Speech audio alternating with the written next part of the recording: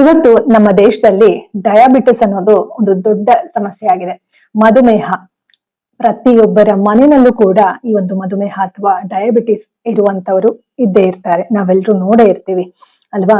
ಆದ್ರೆ ತುಂಬಾ ಜನಕ್ಕೆ ಒಂದು ದೊಡ್ಡ ಪ್ರಶ್ನೆ ಇನ್ನೂವರೆಗೂ ಕಾಡ್ತಾ ಇದೆ. ಒಂದು ಅತಿ ದೊಡ್ಡ ಕನ್ಫ್ಯೂಷನ್ ಅಂತಾನೆ ಹೇಳ್ಬೋದು. ಅದೇನಂದ್ರೆ, ಡಯಾಬಿಟಿಸ್ ಅಂತ ಅಂದ್ರೆ ನಿಜವಾಗ್ಲೂ ಏನು? ಅಂದ್ರೆ ಈ ಒಂದು ಡಯಾಬಿಟಿಸ್ ಬಗ್ಗೆ ಇನ್ ಡೆಪ್ತ್ ನಾಲೆಡ್ಜ್, ಅಂದ್ರೆ ಆಳವಾದ ಅರಿವು ಯಾರಿಗೂ ಕೂಡ ಇಲ್ಲ. ಇದ್ರೂ ಕೂಡ ತುಂಬಾ ಬೆರಳೆಣಿಕೆಯಷ್ಟು ಜನರಿಗೆ ಮಾತ್ರ, ಅಂದ್ರೆ ಒಂದು ಕುಟುಂಬ ಅಂತಂದ್ರೆ ಒಂದು ಬೆರಳೆಣಿಕೆಯಷ್ಟು ಜನಕ್ಕೆ ಮಾತ್ರ ಈ ಒಂದು ಡಯಾಬಿಟಿಸ್ ಬಗ್ಗೆ ನಾಲೆಡ್ಜ್ ಇರುತ್ತೆ. ಬಟ್ ಒಂದು ಕುಟುಂಬದಲ್ಲಿ ಇರುವಂತಹ ಪ್ರತಿಯೊಬ್ಬರಿಗೂ ಇದರ ಬಗ್ಗೆ ಅರಿವು ಮೂಡಿದ್ರೆ ಸಾಕಷ್ಟು ಸುಧಾರಣೆ ಕಾಣ್ಬೋದು ಅಲ್ವಾ? ಎಷ್ಟೋ ಜನರಿಗೆ ಡಯಾಬಿಟಿಸ್ ಅಂತ ಅಂದ್ರೆ ಏನು ಅಂತಾನೆ ಗೊತ್ತಿಲ್ಲ ಅಲ್ವಾ? ಇದು ಕೇವಲ ಸಕ್ಕರೆ ಜಾಸ್ತಿ ಆಗೋದ್ರಿಂದ ಮಾತ್ರನಾ, ಅಥವಾ ಇದು ನಮ್ಮ ಪೂರ್ತಿ ದೇಹದ ಮೇಲೆ ಪರಿಣಾಮ ಬೀರುವ ಒಂದು ಸ್ಥಿತಿಗೆ ತಲುಪುವಂತಹ ಒಂದು ಕಾಯಿಲೆನಾ, ಅಥವಾ ಇದು ಕಾಯಿಲೆ ಅಲ್ವಾ ಅನ್ನೋದನ್ನ ನಾವು ತಿಳ್ಕೊಳ್ಬೇಕಾಗತ್ತೆ. ಇದು ಒಂದು ಇಂಪಾರ್ಟೆಂಟ್ ಕ್ವೆಶ್ಚನ್, ಅಂದ್ರೆ ತುಂಬಾ ಮುಖ್ಯವಾದಂತಹ ಒಂದು ಪ್ರಶ್ನೆ ಇದು. ಡಯಾಬಿಟಿಸ್ ಬಂದ ಮೇಲೆ ಜೀವನ ಮುಗದೆ ಹೋಯ್ತಾ, ಅಥವಾ ಏನಾದ್ರೂ ನಾವು ಸರಿಯಾಗಿ ಜಾಗೃತಿಯಿಂದ ಇದನ್ನ ಕಂಟ್ರೋಲ್ ಮಾಡ್ಕೊಳ್ಬಹುದಾ? ಈ ವಿಡಿಯೋನಲ್ಲಿ ಡಯಾಬಿಟಿಸ್ ಅಂದ್ರೆ ನಿಜವಾಗ್ಲೂ ಏನು ಅನ್ನೋದನ್ನ ಒಂದು ಸಿಂಪಲ್ ಲ್ಯಾಂಗ್ವೇಜ್ ಅಲ್ಲಿ ತಿಳ್ಕೊಳ್ಳೋಣ. ಬಹಳ ಒಂದು ಸರಳವಾದಂತಹ ಒಂದು ಭಾಷೆಯಲ್ಲಿ ಡಯಾಬಿಟಿಸ್ ಅಂದ್ರೆ ಏನು, ಮಧುಮೇಹ ಅಂತ ಅಂದ್ರೆ ಏನು, ಜೊತೆಗೆ ಯಾಕೆ ಈ ಒಂದು ಡಯಾಬಿಟಿಸ್ ಬರುತ್ತೆ ಅನ್ನೋದನ್ನ ನಾನು ಮುಂದಿನ ವಿಡಿಯೋನಲ್ಲಿ ತಿಳಿಸ್ಕೊಡ್ತೀನಿ. ಬಟ್ ಈ ವಿಡಿಯೋನಲ್ಲಿ ಡಯಾಬಿಟಿಸ್ ಅಂತ ಅಂದ್ರೆ ಏನು ಅನ್ನೋದನ್ನ ತಿಳ್ಕೊಳ್ಳೋಣ ಸ್ನೇಹಿತರೆ. ಓಕೆನಾ? Welcome back to my YouTube channel. ನೀವು ನೋಡ್ತಾ ಇರಾ positive vibes Karnataka YouTube channel. ನಾನು ನಿಮ್ಮ Chaitra, counselling psychologist and narcissism recovery coach. Mind, body, soul healing, ಮನಸ್ಸು, ದೇಹ, ಆತ್ಮ, ಮೂರರ ಒಂದು ಸಮತೋಲನ, ಮೂರರ ಒಂದು ಚೇತರಿಕೆಯ ಬಗ್ಗೆ ನಾವು ಅರಿವು ಮೂಡಿಸ್ಕೊಳ್ಳೋದು ತುಂಬಾ ಇಂಪಾರ್ಟೆಂಟ್. ಇದರ ಬಗ್ಗೆ ಜಾಗೃತಿ ಮೂಡಿಸೋದು ನನ್ನ ಉದ್ದೇಶ ಆಗಿರುತ್ತೆ ಸ್ನೇಹಿತರೆ. ಸೊ ಯಾಕಂದ್ರೆ ಜೀವನದಲ್ಲಿ ಮೆಂಟಲ್ ಹೆಲ್ತ್ ತುಂಬಾ ಮುಖ್ಯ. ಫಿಸಿಕಲ್ ಹೆಲ್ತ್ ಅಂದ್ರೆ ಈ ಒಂದು ದೈಹಿಕ ಆರೋಗ್ಯ ಎಷ್ಟು ಮುಖ್ಯನೋ ಮನುಷ್ಯನಿಗೆ ಮಾನಸಿಕ ಆರೋಗ್ಯ ಕೂಡ ಅಷ್ಟೇ ಮುಖ್ಯ.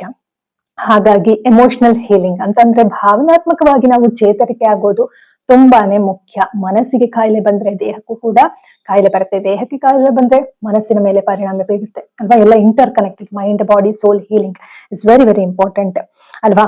ಮೊದಲಿಗೆ ನಾವು ಈ ಒಂದು ಹೆಲ್ತ್ ಅವೇರ್ನೆಸ್ ಸೀರೀಸ್ ನಲ್ಲಿ ಡಯಾಬಿಟಿಸ್ ಅಂತ ಅಂದ್ರೆ ಏನು ಅನ್ನೋದನ್ನ ತಿಳ್ಕೊಳ್ಳೋಣ. ಸೊ ಇವತ್ತಿಂದ ನನ್ನ ಒಂದು ಚಾನಲ್ ಅಲ್ಲಿ ಈ ಒಂದು ಹೆಲ್ತ್ ಅವೇರ್ನೆಸ್ ಬಗ್ಗೆ ರೆಗ್ಯುಲರ್ ಆಗಿ ವಿಡಿಯೋಸ್ ಬರ್ತಾ ಹೋಗುತ್ತೆ. ಜೊತೆಗೆ ನಾನು ಆಲ್ರೆಡಿ ನಾರ್ಸಿಸಿಸಂ ರಿಕವರಿ ಬಗ್ಗೆ ಸಾಕಷ್ಟು ಕಾನ್ಸೆಪ್ಟ್ ಗಳನ್ನ ತಿಳಿಸಿದೀನಿ. ಜೊತೆಗೆ ಸ್ವಲ್ಪ ಬ್ರೇಕ್ ತಗೊಂಡು ನನ್ನ ಡೈಲಿ ರೊಟೀನ್ಸ್ ವಿಡಿಯೋಸ್ ಬರ್ತಾ ಇತ್ತು. ಯಾಕಂದ್ರೆ ನಾನು ಕೂಡ ಚೇತರಿಕೆ ಆಗುವ ಹಂತದಲ್ಲೇ ಇದ್ದೆ ಅಲ್ವಾ? ಇವಾಗ ನಾವು ಬೇರೆಯವ್ರಿಗೆ ಹೇಳ್ತಾ ಇದೀವಿ ಅಂತಂದ್ರೆ ನಾವು ಅದನ್ನ ಫಾಲೋ ಮಾಡ್ಬೇಕಾಗುತ್ತೆ ಅಲ್ವಾ? ಸೊ ಹಾಗಾಗಿ ಬಟ್ ನಾವ್ ಅದೇ ಮಾಡ್ಕೊಂಡು ಹೋದ್ರೆ ಏನು ಯೂಸ್ ಇಲ್ಲ, ಯಾರಿಗೂ ಕೂಡ ಯೂಸ್ ಇಲ್ಲ. ಸೊ ಇವತ್ತಿಂದ ರೆಗ್ಯುಲರ್ ಆಗಿ ಹೆಲ್ತ್ ಅವೇರ್ನೆಸ್ ಬಗ್ಗೆ ವಿಡಿಯೋಸ್ ಬರುತ್ತೆ. ಜೊತೆಗೆ ನಾರ್ಸಿಸಿಸಂ ರಿಕವರಿ ಕಾನ್ಸೆಪ್ಟ್ ಗಳು ಕೂಡ ಬರುತ್ತೆ. ಓಕೆನಾ? ಜೊತೆಗೆ ತುಂಬಾ ಇಂಪಾರ್ಟೆಂಟ್ ಆದಂತಹ, ತುಂಬಾ ಪ್ರತಿಯೊಬ್ರು ತಿಳ್ಕೊಳ್ಬೇಕಾದಂತಹ ತುಂಬಾ ಯೂಸ್ಫುಲ್ ವಿಚಾರಗಳು ಚಾನಲ್ ಬರುತ್ತೆ. ಇನ್ನೂವರೆಗೂ ಯಾರೆಲ್ಲ ನನ್ನ ಚಾನಲ್ಗೆ ಸಬ್ಸ್ಕ್ರೈಬ್ ಮಾಡ್ಕೊಂಡಿಲ್ಲ, ಈ ಕೂಡಲೇ ಸಬ್ಸ್ಕ್ರೈಬ್ ಮಾಡ್ಕೊಂಡು ವಿಡಿಯೋಸ್ ಗಳನ್ನ ನೋಡ್ತಾ ಬನ್ನಿ. ಬೆಲ್ ಐಕಾನ್ ಒತ್ತಿ, ತಪ್ಪದೆ ನಿಮ್ಗೆ ನೋಟಿಫಿಕೇಶನ್ ಬರುತ್ತೆ. ಸೊ ಆರೋಗ್ಯ ಅನ್ನೋದು ತುಂಬಾ ಇಂಪಾರ್ಟೆಂಟ್ ಅಲ್ವಾ?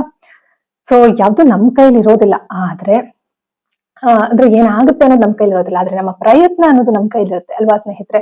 ಸೊ ಹಾಗಾಗಿ ಯೂಸ್ಫುಲ್ ಇರೋ ವಿಡಿಯೋಸ್ನ ಯಾವತ್ತೂ ಮಿಸ್ ಮಾಡ್ಕೊಳ್ಬೇಡಿ.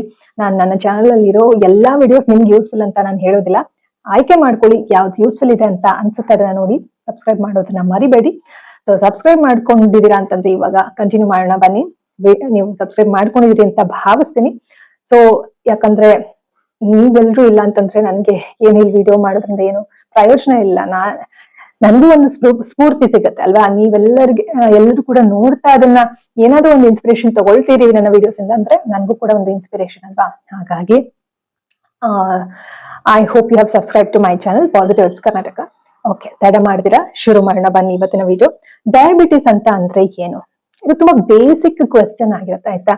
ಸೊ ಇಲ್ಲಿ ನಾನು ಪಾಯಿಂಟ್ಸ್ ಗಳನ್ನ ಮಾಡ್ಕೊಂಡು ನಾನು ನಿಮ್ಗೆ ವಿಚಾರಗಳನ್ನ ತಿಳಿಸ್ತೀನಿ. ನಾನು ಕೂಡ ಅಧ್ಯಯನ ಮಾಡಿ, ಯಾಕಂದ್ರೆ ಯಾವುದೇ ವಿಚಾರವನ್ನ ತಿಳಿಸ್ಬೇಕಂದ್ರೆ ಅಧ್ಯಯನ ಮಾಡೋದು ತುಂಬಾ ಇಂಪಾರ್ಟೆಂಟ್. ಇಲ್ಲಿ ನಾನು ಮೊದ್ಲೇ ಹೇಳ್ತೀನಿ, ಒಂದು ಟಾಪಿಕ್ ಶುರು ಮಾಡಕ್ ಮುಂಚೆ ಏನಂದ್ರೆ ನಾನಿಲ್ಲಿ ಡಾಕ್ಟರ್ ಅಲ್ಲ, MBBS ಮಾಡಿಲ್ಲ. ಓಕೆನಾ? ಏನೇ ಸಮಸ್ಯೆಗಳು ಇದ್ರೂ ಕೂಡ ನೀವು ಡಾಕ್ಟರ್ ಅನ್ನು ಕೂಡ ಕನ್ಸಲ್ಟ್ ಮಾಡ್ಬೇಕಾಗುತ್ತೆ. ಇಲ್ಲಿ ನನ್ನ ಒಂದು ಜವಾಬ್ದಾರಿ ಏನಂದ್ರೆ ಆಸ್ ಅ ಕೌನ್ಸಿಲಿಂಗ್ ಸೈಕಾಲಜಿಸ್ಟ್ ನಾನು ನನಗೆ ಗೊತ್ತಿರುವಂತಹ ವಿಚಾರಗಳನ್ನ ಶೇರ್ ಮಾಡೋದು ನನ್ನ ಉದ್ದೇಶ ಆಗಿರುತ್ತೆ ಸ್ನೇಹಿತರೆ. ಯಾಕಂದ್ರೆ ಕೌನ್ಸಿಲಿಂಗ್ ಅಂತ ಬಂದಿದ ತಕ್ಷಣ ಮನಸ್ಸು, ದೇಹ ಅಥವಾ ಮೂರರ ಸಮತೋಲನ very very important. Mental health ಅಂದ್ಬಿಟ್ಟು ಬರೀ ನಾನು mental health videos, psychology videos ಮಾಡಿದ್ರೆ ಅದೇನು ಪ್ರಯೋಜನ ಇಲ್ಲ. ಫಿಸಿಕಲ್ ಹೆಲ್ತ್ ಕೂಡ ಅಷ್ಟೇ ಇಂಪಾರ್ಟೆಂಟ್. ಹಾಗಾಗಿ ಓಕೆನಾ. ಸೊ ತಡ ಮಾಡದೆ ಶುರು ಮಾಡೋಣ ಬನ್ನಿ. ಸೊ ಇದು ಎಜುಕೇಶನ್ ಪರ್ಪಸ್ ವಿಡಿಯೋ ಆಗಿರುತ್ತೆ. ಓಕೆನಾ. ಸೊ ಡಯಾಬಿಟಿಸ್ ಅಂತ ಅಂದ್ರೆ ಏನು? ತುಂಬಾ ಇದು ಬೇಸಿಕ್ ಕ್ವೆಶ್ಚನ್. ಓಕೆನಾ. ಸೊ ಎಲ್ರಿಗೂ ಇದು ಕಾಡುವಂತಹ ಪ್ರಶ್ನೆ. ಎಲ್ರು ಏನ್ ಅನ್ಕೊಂಡಿರ್ತಾರೆ, ಡಯಾಬಿಟಿಸ್ ಅಂದ್ರೆ ಜೀವನನೇ ಮುಗಿದೋಯ್ತು, ಡಯಾಬಿಟಿಸ್ ಬಂದ್ರೆ ಮಾತ್ರೆಗಳು ತಗೊಳ್ತಾ ಇರ್ಬೇಕು, ಈ ರೀತಿ ಅನ್ಕೊಂಡಿರ್ತೀರಿ. ಆದ್ರೆ ಆಳವಾದ ಇನ್ಡೆಪ್ತ್ ನಾಲೆಡ್ಜ್ ಅನ್ನೋದು ಇರೋದಿಲ್ಲ. ಇದನ್ನ ಸರಿಯಾಗಿ ಅರ್ಥ ಮಾಡ್ಕೊಂಡ್ರೆ ಮುಂದಿನ ಎಲ್ಲಾ ಒಂದು ಹೆಲ್ತ್ ಟಾಪಿಕ್ಸ್ ಬಗ್ಗೆ ನಾವು ಚೆನ್ನಾಗಿ ಅರ್ಥ ಮಾಡ್ಕೊಂಡು ನಮ್ಮನ್ನ ನಾವು ಸುಧಾರಿಸ್ಕೊಳ್ಬಹುದು. ಓಕೆನಾ. ಈಸಿ ಆಗುತ್ತೆ ನಮ್ಗೆ. ಅಂದ್ರೆ ಈ ಒಂದು ಡಯಾಬಿಟಿಸ್ ಅಂತ ನಾನು ಪ್ರತಿ ಒಂದು ವಿಚಾರವನ್ನ ಪದೇ ಪದೇ ರಿಪೀಟ್ ಮಾಡ್ತೀನಿ. ದಯವಿಟ್ಟು ಗಮನ ಇಟ್ಟು ಕೇಳಿ ಸ್ನೇಹಿತರೆ. ಇದು ಏನಕ್ಕೆ ರಿಪೀಟ್ ಮಾಡ್ತೀನಿ, ಏನಕ್ಕೆ ನಾನು ಪದ ಬಳಕೆನ ಮತ್ತೆ ಮತ್ತೆ ಹೇಳ್ತೀನಿ ಅಂತಂದ್ರೆ ಅದು ಎಲ್ಲಿವರೆಗೂ ನಿಮ್ಗೆ ಮನಸ್ಸಿನ ಆಳದವರೆಗೂ ನಾಟೋದಿಲ್ವೋ ಅಲ್ಲಿವರೆಗೂ ಏನು ಪ್ರಯೋಜನ ಆಗೋದಿಲ್ಲ. ಆಯ್ತಾ. ಹಾಗಾಗಿ ವಿಚಾರಗಳನ್ನ ರಿಪೀಟ್ ಮಾಡ್ತೀನಿ. ದಯವಿಟ್ಟು ಪೇಷನ್ಸ್ ಅಲ್ಲಿ ನೋಡಿ, ತಾಳ್ಮೆಯಿಂದ ನೋಡ್ತಾ ಹೋಗಿ, ಕೇಳಿಸ್ಕೊಳ್ತಾ ಹೋಗಿ. ಏನಾದ್ರು ಕೆಲಸಗಳು ಮಾಡ್ತಿದ್ರೆ ಕೆಲಸಗಳನ್ನ ಮಾಡ್ಕೊಳ್ತಾ ನನ್ನ ಒಂದು ವಿಚಾರಗಳನ್ನ ಕೇಳಿಸ್ಕೊಳ್ತಾ ಹೋಗಿ. ಸೊ ಇವಾಗ ಈ ಡಯಾಬಿಟಿಸ್ ಅಂತ ಅಂದ್ರೆ ಹೆಲ್ತ್ ಟಾಪಿಕ್ ಬಗ್ಗೆ ನಾವು ಈಸಿಯಾಗಿ ಅರ್ಥ ಮಾಡ್ಕೊಳ್ಬೇಕು. ಈ ಒಂದು ಡಯಾಬಿಟಿಸ್ ಬಗ್ಗೆ ಆಗ್ಲಿ, ನಮ್ಮ ಒಂದು ಹೆಲ್ತ್ ಬಗ್ಗೆ ಆಗ್ಲಿ ಅಂತಂದ್ರೆ ಮೊದಲಿಗೆ ಏನು ಈ ಒಂದು ಡಯಾಬಿಟಿಸ್ ಅಂದ್ರೆ ಏನು ಅಂತ ಸಿಂಪಲ್ ಆಗಿ ಹೇಳ್ಬೇಕು. ಈ ಒಂದು ಡಯಾಬಿಟಿಸ್ ಅಂದ್ರೆ ಏನು ಅಂತ ಸಿಂಪಲ್ ಆಗಿ ಹೇಳ್ಬೇಕು ಅಂತಂದ್ರೆ, ನಮ್ಮ ದೇಹದಲ್ಲಿ ಬ್ಲಡ್ ಏನಿದೆ ಅಲ್ವಾ, ಬ್ಲಡ್ ಶುಗರ್ ಲೆವೆಲ್ ಅನ್ನೋದು ಅಂದ್ರೆ ಈ ರಕ್ತದಲ್ಲಿ ಇರುವಂತಹ ಸಕ್ಕರೆಯ ಮಟ್ಟ ಅಂದ್ರೆ ಲೆವೆಲ್, ಸಕ್ಕರೆಯ ಒಂದು ಲೆವೆಲ್ ಕಂಟ್ರೋಲ್ ಆಗದೆ ಹೋದ್ರೆ ಅದು ಒಂದು ಕಂಡೀಷನ್, ಒಂದು ಸ್ಥಿತಿ ನಿರ್ಮಾಣ ಆಗತ್ತೆ. ಓಕೆನಾ. ಈಗ ಫಾರ್ ಎಕ್ಸಾಂಪಲ್ ನಾವು ಊಟ ಮಾಡ್ತೀವಿ ಅಲ್ವಾ. ಈಗ ಎಕ್ಸಾಂಪಲ್ ಅಲ್ಲ, ಪ್ರತಿನಿತ್ಯ ಎಲ್ಲರೂ ಊಟ ಮಾಡುವಂಥದ್ದು. ಇದು ಎಕ್ಸಾಂಪಲ್ ಅಲ್ಲ, ಇದೇ ಮೇನ್ ವಿಚಾರ. ಓಕೆನಾ. ಇದು ಉದಾಹರಣೆ ಅಂತ ಅನ್ಕೊಳ್ಬೇಡಿ, ಇದೇ ಮುಖ್ಯವಾದ ವಿಷಯ. ನಾವು ಪ್ರತಿನಿತ್ಯ ಊಟ ಮಾಡ್ತೀವಿ ಅಲ್ವಾ. ಕೆಲವರು 3 ಹೊತ್ತು ಮಾಡ್ತಾರೆ, ಕೆಲವರು 2 ಹೊತ್ತು ಮಾಡ್ತಾರೆ. ಒಟ್ಟಲ್ಲಿ ಊಟ ಮಾಡ್ತೀವಿ ಅಲ್ವಾ. ನಾವ್ ಏನೇ ಸೇವನೆ ಮಾಡ್ತೀವಿ ದೇಹದ ಒಳಗಡೆ, ನಾವ್ ಏನೇ ಊಟ ಮಾಡಿದ್ರು ಅದು ದೇಹದೊಳಗಡೆ ಹೋಗುತ್ತೆ ಅಲ್ವಾ. ನಾವು ಊಟ ಮಾಡ್ತೀವಿ, ಅದರಲ್ಲಿ ಇರುವಂತಹ ಊಟದಲ್ಲಿ ಇರುವಂತಹ ಕಾರ್ಬೋಹೈಡ್ರೇಟ್ಸ್ಗಳು, ಕಾರ್ಬೋಹೈಡ್ರೇಟ್ ಅಂತ ಏನು ಅಂತ ಸಪ್ರೇಟ್ ಆಗಿ ನಾನು ನಿಮ್ಗೆ ವಿಚಾರ ತಿಳಿಸ್ಕೊಡ್ತೀನಿ. ಅದಕ್ಕೆ ಬಯಾಲಜಿ ಎಲ್ಲ ಓದೋದು ತುಂಬಾ ಮುಖ್ಯ, ಜೊತೆಗೆ ಕೆಮಿಸ್ಟ್ರಿ ಓದೋದು ತುಂಬಾ ಮುಖ್ಯ. ವಿಚಾರಗಳೆಲ್ಲ ತುಂಬಾ ಇದೆ. ಬಟ್ ನಾನು ಈಗ ಏನ್ ಹೇಳ್ತಾ ಇದೀನಿ ಅದನ್ನ ಅರ್ಥ ಮಾಡ್ಕೊಳಕ್ ಪ್ರಯತ್ನ ಮಾಡಿ ಸ್ನೇಹಿತರೆ. ಕಾರ್ಬೋಹೈಡ್ರೇಟ್ಸ್ ಅನ್ನುವಂಥದ್ದು ಅಂಶ ನಮ್ಮ ದೇಹಕ್ಕೆ ಹೋಗುತ್ತೆ. ಏನೇ ತಿಂದ್ರು ಕೂಡ ಕಾರ್ಬೋಹೈಡ್ರೇಟ್ಸ್ ಅನ್ನೋದು ನಾನು ತುಂಬಾ ಸಿಂಪಲ್, ಒಂದು ಸಾಮಾನ್ಯ ಮಗುವು ಕೂಡ ಅರ್ಥ ಆಗ್ಬೇಕು ಆ ರೀತಿ ಹೇಳ್ತಾ ಇರ್ತೀನಿ. ನೀವ್ ಯಾರಾದ್ರೂ ಫುಲ್ ಎಕ್ಸ್ಪರ್ಟ್ ಇದ್ದು ನಿಮ್ಗೆಲ್ಲಾ ಗೊತ್ತಿದ್ರೆ, ಇದೇನಪ್ಪ ನಮ್ಗೆಲ್ಲಾ ಗೊತ್ತು ಅನ್ನೋ ತರ ಅನ್ಕೊಳ್ಳೋರಿದ್ರೆ ದಯವಿಟ್ಟು ನೀವು ವಿಡಿಯೋನ ಇದು ಸ್ಕಿಪ್ ಮಾಡ್ಬಿಡಿ. ತುಂಬಾ ಬೇಸಿಕ್ ಆಗಿ ನಾನು ಹೇಳ್ತಾ ಇದ್ದೀನಿ. ಓಕೆನಾ. ಸೊ ಇವಾಗ ಕಾರ್ಬೋಹೈಡ್ರೇಟ್ಸ್ ಅನ್ನೋದು ನಮ್ಮ ದೇಹಕ್ಕೆ ಹೋಗುತ್ತೆ. ಏನೇ ತಿಂದ್ರು ಕೂಡ ಕಾರ್ಬೋಹೈಡ್ರೇಟ್ಸ್ ಅನ್ನೋದು ದೇಹಕ್ಕೆ ಹೋಗುತ್ತೆ. ಈ ಕಾರ್ಬೋಹೈಡ್ರೇಟ್ಸ್ ಏನಾಗುತ್ತೆ, ಗ್ಲೂಕೋಸ್ ಆಗಿ ಕನ್ವರ್ಟ್ ಆಗತ್ತೆ. ಓಕೆನಾ. ಈ ಕಾರ್ಬೋಹೈಡ್ರೇಟ್ಸ್ ಗ್ಲೂಕೋಸ್ ಆಗಿ ಕನ್ವರ್ಟ್ ಆಗತ್ತೆ. ಈ ಗ್ಲೂಕೋಸ್ ಏನ್ ಮಾಡುತ್ತೆ, ನಮ್ಮ ದೇಹಕ್ಕೆ ಎನರ್ಜಿನ ಕೊಡುತ್ತೆ, ಶಕ್ತಿನ ಕೊಡುತ್ತೆ. ಇವಾಗ ನಾವು ಒಂದು ಲೋಟನ ಹಿಡ್ಕೊಳ್ಬೇಕು, ಈಗ ಒಂದು ಲೋಟ ಇದೆ ಇಲ್ಲಿ, ಈ ಲೋಟನ ಹಿಡ್ಕೊಳ್ಬೇಕು ಅಂತಂದ್ರೂ ಕೂಡ ನಮ್ಗೆ ಒಂದು ಎನರ್ಜಿ ಬೇಕು ಅಲ್ವಾ.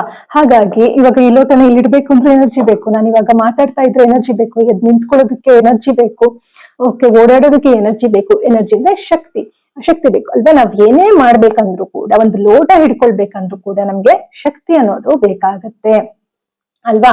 ಈ ಶಕ್ತಿ ಎಲ್ಲಿಂದ ಬರುತ್ತೆ, ಗ್ಲೂಕೋಸ್ ಇಂದ ಬರುತ್ತೆ ಅಲ್ವಾ. ಹಾಗಂತ ಹೇಳಿ ನೀವು ಈ ಅಂಗಡಿಲಿ ಸಿಗುತ್ತಲ್ಲ ಗ್ಲೂಕೋಸ್, ಅದನ್ನ ಮಾತ್ರ ತಲೆಯಲ್ಲಿ ಇಟ್ಕೋಬೇಡಿ. ನಾನು ಹೇಳೋ ವಿಚಾರನ ಅರ್ಥ ಮಾಡ್ಕೊಳಕ್ಕೆ ಪ್ರಯತ್ನ ಮಾಡಿ. ಊಟ, ನಾವೇನು ಆಹಾರ, ಪ್ರಕೃತಿಯಿಂದ ಸಿಗುವಂತಹ ಆಹಾರ ನಾವೇನ್ ತಗೊಳ್ತೀವಿ, ಆ ಆಹಾರದಿಂದ ಕಾರ್ಬೋಹೈಡ್ರೇಟ್ಸ್ ಸಿಗತ್ತಲ್ವಾ. ಆ ಕಾರ್ಬೋಹೈಡ್ರೇಟ್ಸ್ ಗ್ಲೂಕೋಸ್ ಆಗಿ ಕನ್ವರ್ಟ್ ಆಗತ್ತೆ ನಮ್ಮ ದೇಹಕ್ಕೆ ಹೋದಾಗ.